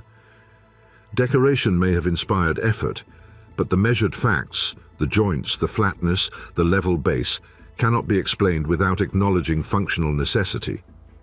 Engineering logic is embedded in stone. Symbolism, if present, is secondary. The Great Pyramid, when read through this lens, emerges as a coherent system, a testament to human ingenuity rather than mere artistry or religious expression. And yet, the contradiction remains palpable. The precision was achieved with tools and methods that modern intuition suggests should be insufficient. Observation, trial fitting, empirical calibration, and collective skill overcame the apparent limits of material technology. This is not speculation. It is measurable, documented, and repeatable. The Great Pyramid is at once symbolic, monumental, and functional, but the measurable facts confirm that its perfection was engineered, not imagined. The evidence accumulates like layers of stone itself. Half-millimeter joint gaps verified by paper tests, planar faces extending over meters, base level within 21 millimeters across more than 200 meters, precise alignment to cardinal points, and the structural logic embedded in each interface. These are measurable facts. Thermal expansion of limestone, minimal tolerances, and the predictable stress paths created by tight joints all point to a system engineered for endurance.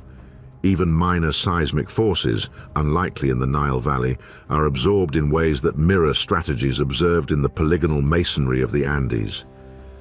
Every element, the geometry, the fit, the alignment, is consistent with the principles of modern structural engineering. Comparisons to contemporary construction deepen the astonishment. CNC machined stone, laser scanning, 5-axis cutting heads, all the technological marvels of today, can produce tolerances equal to or slightly better than those observed in the Great Pyramid. Yet achieving this modern standard is time-consuming, costly, and requires highly controlled conditions. The pyramid's builders reached comparable precision, using copper chisels, dolerite hammers, sand abrasives, rope, and sheer human observation. Trial fitting, iterative adjustment, and careful oversight must have been executed on a scale and consistency that is difficult for us to fully grasp. Thermal mechanics demand attention. Limestone expands and contracts with daily and seasonal temperature swings. Large, rigid blocks joined with millimeter gaps are highly sensitive to this motion. Yet the Great Pyramid demonstrates that the builders anticipated and managed these effects, distributing stress evenly across contact surfaces and minimizing potential deformation. Paper tests reveal that the fit was tight enough to maintain this structural stability, yet the stones were still placed with sufficient control to prevent cracking or warping over millennia. Seismic resilience adds another layer. Though Egypt is not a high seismic zone, the interlocking nature of the casing and the precision of placement distribute lateral forces differently than loose or mortared blocks would. Even minor tremors would be absorbed efficiently, further illustrating the functional role of precision. In the Andes, irregular polygonal masonry achieves similar results for earthquakes, but at Giza, it is achieved through flat, perfectly aligned surfaces. A different method, same principle, controlled stress distribution. Bring these threads together. Millimetric gaps, flat faces, level foundation, thermal stress mitigation, seismic resilience, and comparable performance to modern CNC cut stone all coalesce into a single conclusion.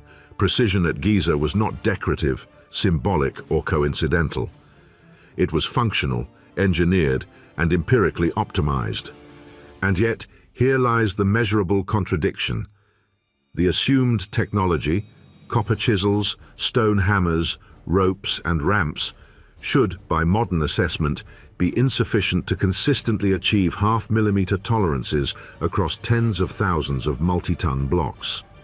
Even with meticulous labor, the probability of repeated success at this scale seems, at first glance, improbable. Modern tools replicate these results only with controlled environments, mechanical aids, and digital verification. The ancient builders did it with observation, iteration, and human skill alone. The question is stark and unavoidable. Given what we now know about material mechanics, stress distribution, and precision engineering, does the conventional account of ancient Egyptian technology fully explain these measurements? Can we reconcile the tools and methods described by archaeologists with the empirical realities recorded by Petrie, confirmed by paper tests, and modeled through modern mechanics? Or must we acknowledge that the builders of Giza achieved something that, while technically possible, remains extraordinary in terms of discipline, process, and applied human observation? It is a subtle but profound conclusion. The Great Pyramid is measurable, quantifiable, and verifiable. Its enduring precision, from millimetric joints to geodetic leveling, is a fact. Its methods, as far as we can reconstruct them, suggest that the assumed technology should have been inadequate to the task. And yet, the stones do not lie.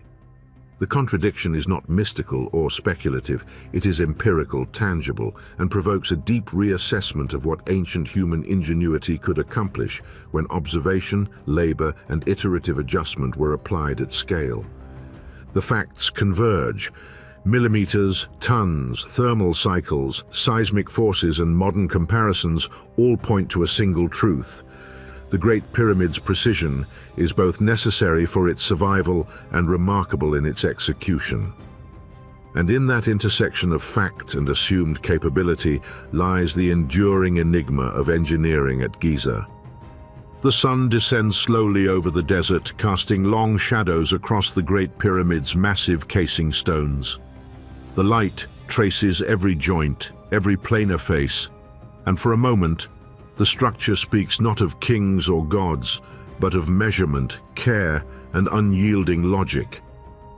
This is no artifact of myth. It is a monument to human discipline, to the capacity of observation, repetition, and iterative refinement. Every stone is a record of an empirical understanding of material behavior, of gravity, of compression, and of subtle forces that we now describe with mathematics and models, but which the builders mastered through patient, exacting work.